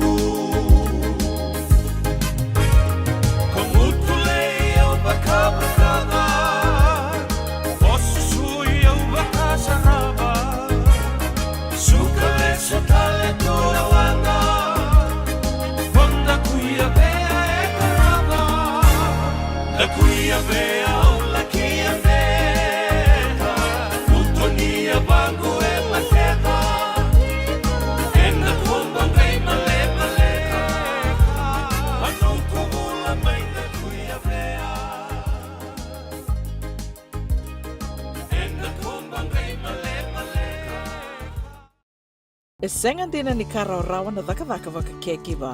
Ia endona ka enda wipu ke ka waka mamanta taka tuna bengaravi o ia ke tuna kenda tō kakana. Na ika, na dalo, na bisikete, na reo bata, na sunbells e tinimbulu makau. O kenda tōna senga tiko ni nreiva se senga ni waka motoka kandau dren na tatu beto se aki. Erto satu waka rau na Divine Pacific Food Mart mai Sacramento merto talaveani na nong ni voli. Rawa sara. we tartarangayani na telefoni diwa 21 saivarua. Merto wakarotaka katalada mai na nongni voliboli ena kena ngona totolo tua. Divine Pacific Food Mart. Viturua Viwa Walu Franklin Boulevard, Sacramento, California. Namba di telefoni Viwa 21 saivarua. Erto ngarabatalangan kena lewa suburi ani nanomu yaya. Mai na nonderto stoa kena nomu mate ni katumba. Dendram beka nangola ni kibal nilo tena buku ni oso pakadadaka. Sen drakin-drakitan beka na tos nimbula. Kuo ni lenga sinu ingaw-gawa. Nana magi mai kena programo warotaki. Mai vera tau na New Methodist Christian Fellowship USA. Nongu chisu, nongu benua. Rungode na bima manione na kabini buku lulu bei Kemando California. Bima mani dua na singilewu ni lotu lewu bei Kemando viti. And a radio bulando wata San Francisco. Me kauti kanta wata mai. JJ's Food Shack. Etigo kedi kena na kakana boga biti me bakana kokonda. Lobo benga ni ngai kani do itu na bundi nan dalos e tapioca. Na kakana boga malangi me bakana steak baka loka kena coleslaw. Wee! Na karitoa sa wadha badina na keni kana. Etigo talangana non to specials and the lomo ni madawa. Dau tamba and Facebook. Na doi ni tiwa ya na bani mandrai pai ke na bungatale. Go na JJ's Food Shack. Viu Valley mo Billy Jean Street, Santa Rosa, California. Karo talagang rato dili mo yang may Santa Rosa, may yato saray ni Kinavato. Giritirto sana kina Vitu Saiba Vitu Tolo Dio Tolo Dundu Limono. JJ's Food Shack, Santa Rosa, California. Na nonda wata kei City Veni Raturala.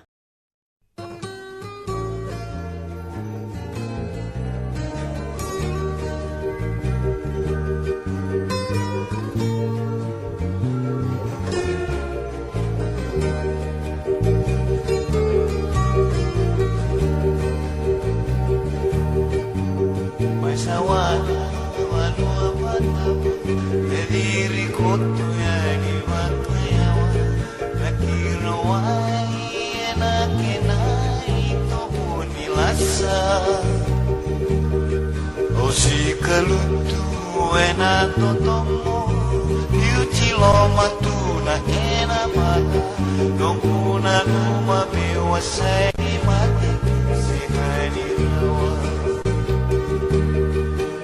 Oye wea wakalo loma Nungu totomo kere sabona Tutu dromo koto ena toma kaloma loma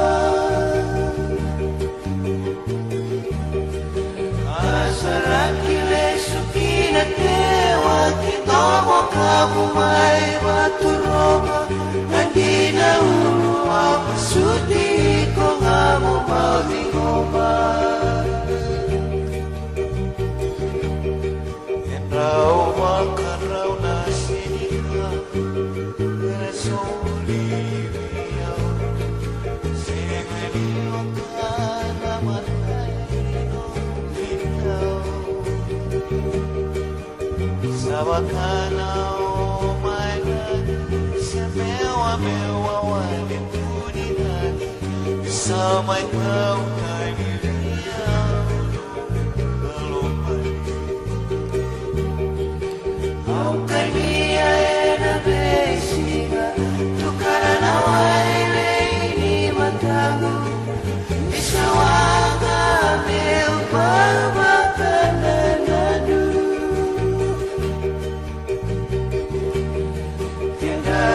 Sekuwa ngani sota Dodomo nala Wakaya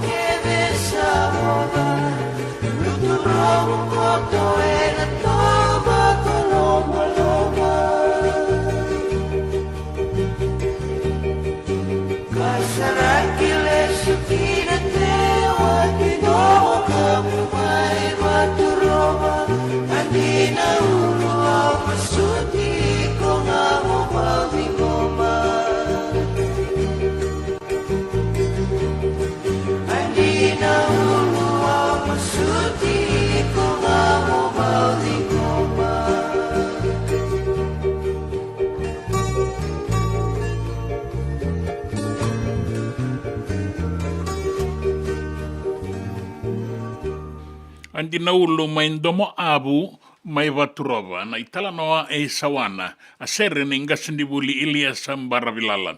Tabo rongo tale mandana yoti ni dau na muani madongo mai be na itala tala Lal Mohammed membaleta na ikatini. Saya ngai tiko na ilabo. Na tanganengo lago tu. Wale tu no yau.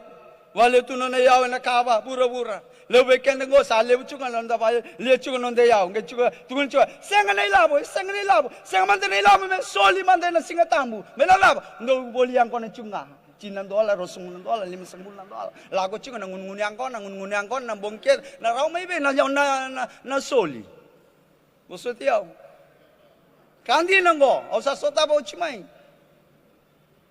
ha Ranga na ilabo may na boliang ko na ayo na ilabo may soli kiwa na kalo sa sinraw chiko na tais na offering and tugun na chiko dua na katini sinraw chiko bosotia ngor nondo Sabo so tia ditu na itala mai tanga mai wo tia mai na itala Lal Mohammed membaleta na ikatini e viti ni singa boga roiti ko saba kasamata kitiko na ikatini membaleta na singa ni mataka Pinaka lebu na nom ni sama tiko mai na singa lebu indai te boga binda pinaka tiko boga lebu ni sa boy rusang buka 5 na miniti mi ruana kaloko mai viti na ngau na ke Santa Rosa sa boy rusang bu luka 5 na miniti me vitu na kaloko enda na dabo enda vitu enda na dabo talenga na rua mai viti pinaka boga lebu nom ni sama tiko mai na mada ongo mada o binaka bunga na itabi endanga rabakin bunga talangana bono enda vito sa kikina kina taka endanga raba sa boga binda pinaka boga lebu na non dabe semati tiko mai en radio bulan dua bata San Francisco e koti kenda bata mai.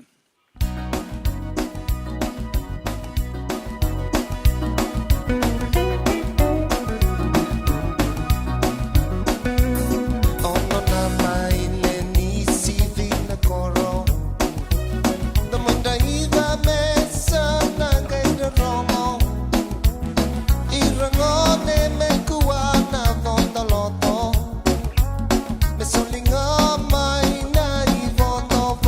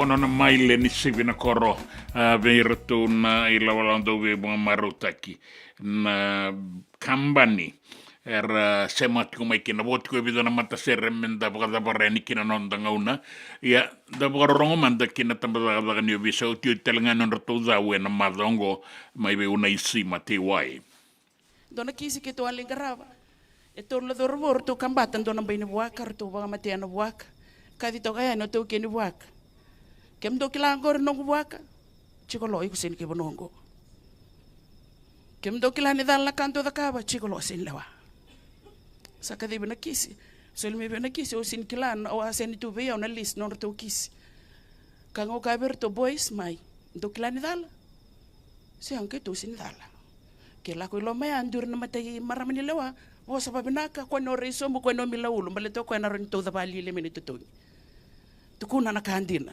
awasin nama kana kartuale ka eloma sandu ro matai ba madala ta kana da mando ba mate ki na buak eu na luben tui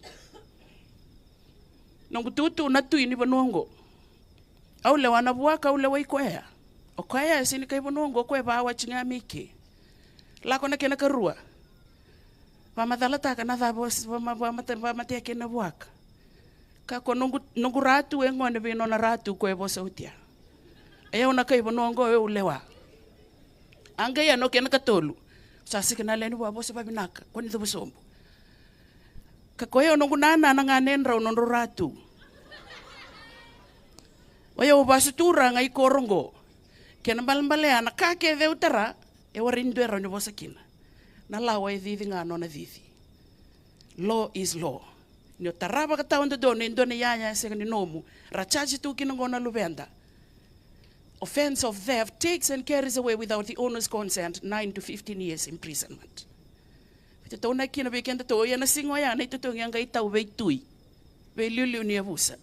Baleta ni aware ni babu leader to ke o turanga mo baka turanga. Turanga oren tu ni koya oren to toka. Turanga marro na tamata bulangi e marro na yau ni banua. Na babu bulia ya na non do dono ngone me baka bulidi baka do dono. En rauti ko nan dono ni ngone e senga ni ndua na non dono e tui kia o ko me lawai ko bate ko ya o ko ni duri na matamaten ko revuli align his hundreds of rights to the 100 school rules ni duri lo mani koro align taka na non dono kina lawa ni koro ni duru ki bal lotu align taka non dono kina lawa ni lotu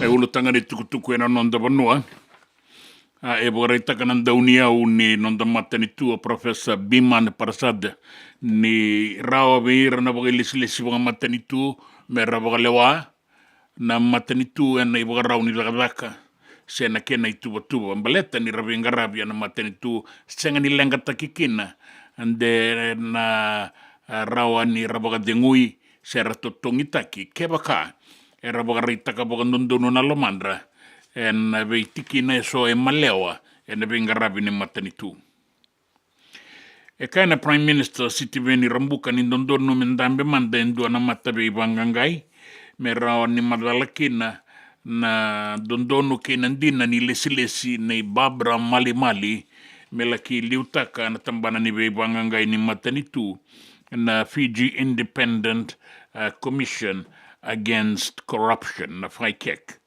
Sanding itagiki na babra mali ia era taronga tiko ebunga nan dondono ni lesi-lesia baleta ni atauret tiko endo ni lesi-lesi boga matanitu kan dondono me asakere o ti mai kiana nona boga dengo me sangalala romai gai mai kere na nona itutu na FICEC ile butiko na kenda be talanoa kaya na prime minister ni dondono menda me manda endo na matabe bangangai mera ni kilai na kena matata.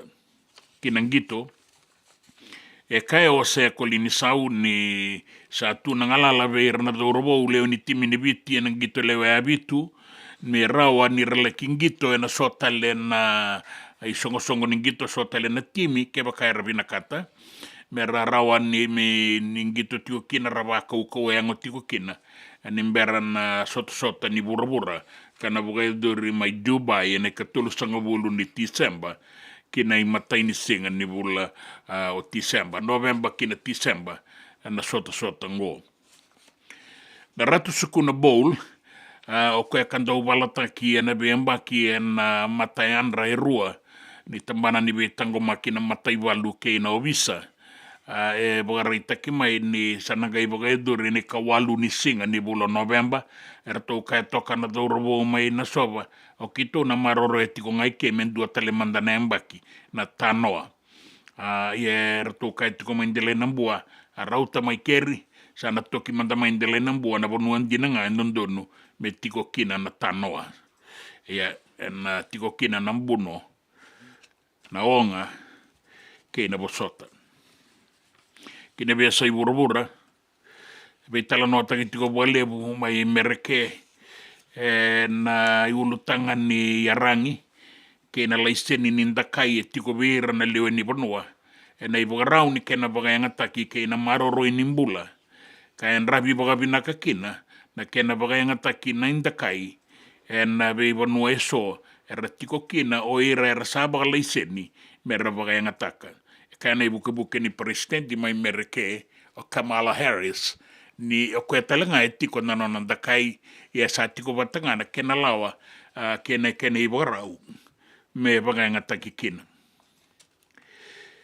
Tinan raki dhamana bongi lebu enda indai e na uku tiko na loa e na sona vanua tau wanga una nauda e na leba kei biti lebu tika butiko e ni na mbarabi mai nandronga se rua na mosi na bua bata kei suva kauta e ni ki na usori i dhambesara ki na mua irani nonda vanua ke na tokalau kei tailevu ki na tokalau waliku na esano na itasiri na wakakina na ndewa e ni ki na barabi na mua ira na sangani be sauna kene tuba kinin raki o katali tiko ngakina na esano umbua kina veba na esano maduata kina tokalau kina esano the kaunrobe e wili kina na kena be yanu o di kombia nangele levu bata ke tabeu ni laudala ke yadata na esano lau kina esano lo mai vite rao katali ngakina e nanraki saranga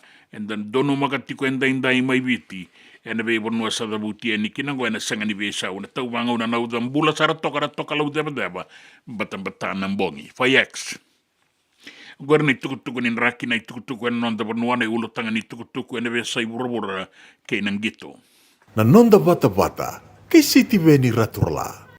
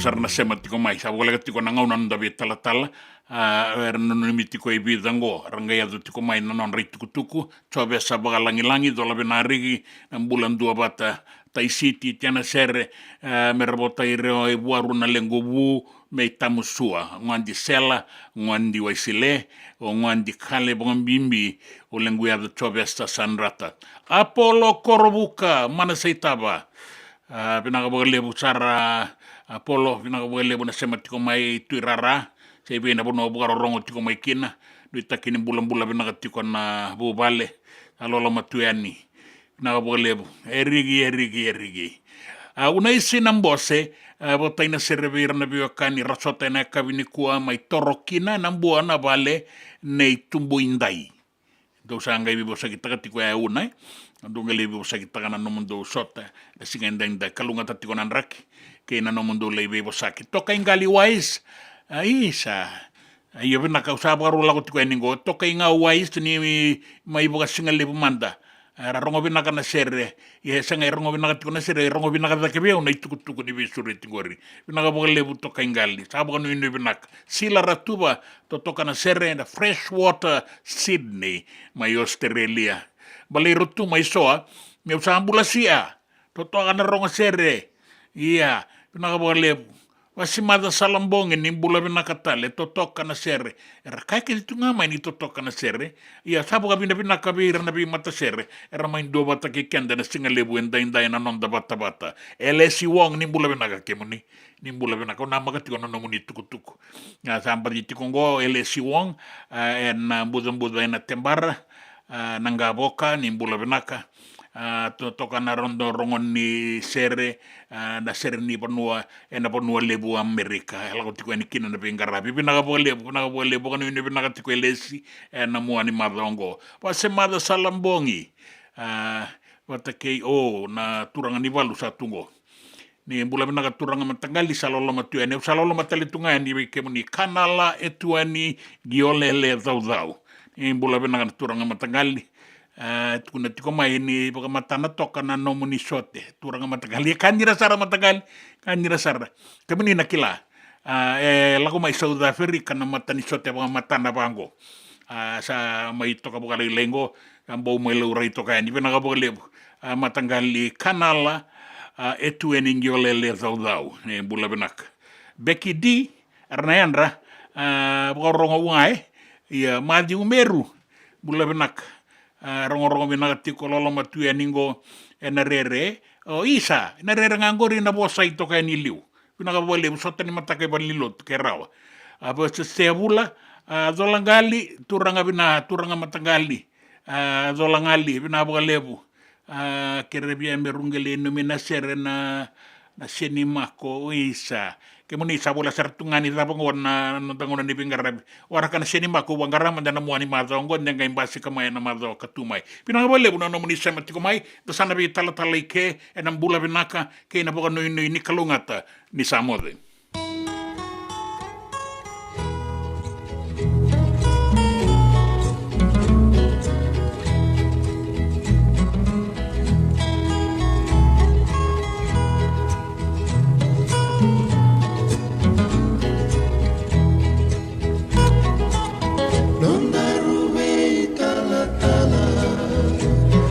Find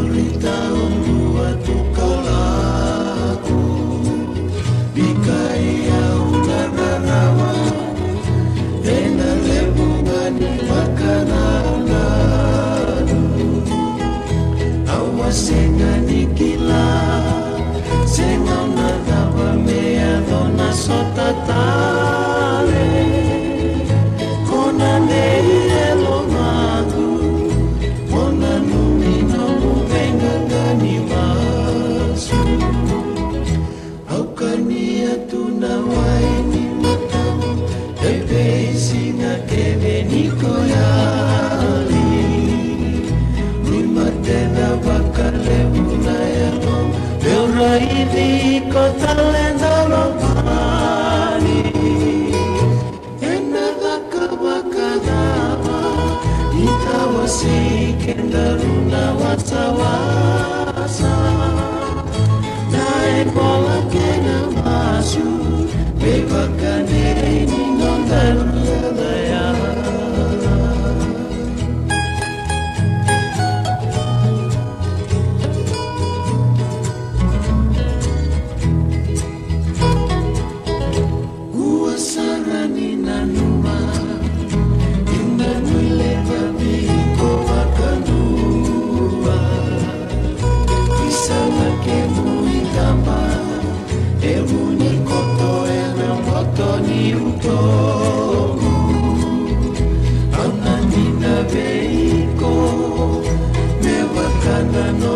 Sanita tahu Moya lobina kasana Buangani lain wila tabia Aukania tunawaini matamu Ebe singa kebe niko yali Rui matena makale bunayalo Beura idi kontale noloba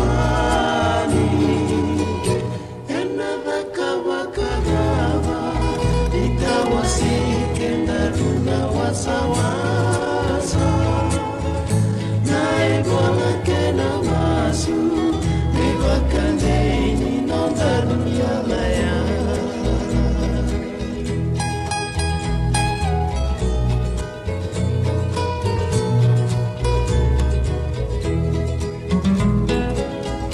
Nona dawa sarabeka Sadayalo Navei kuneta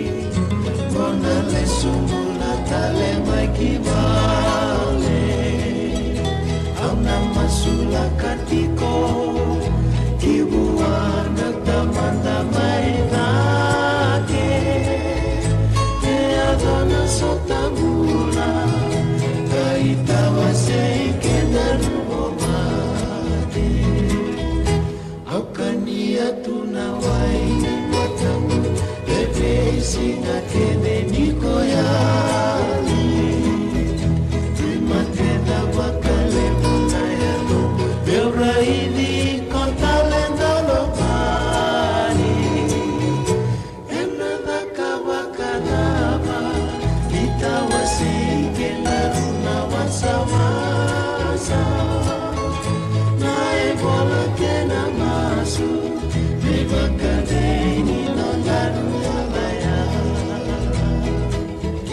Nae bola kena masu Bebakadeni nondaruya laya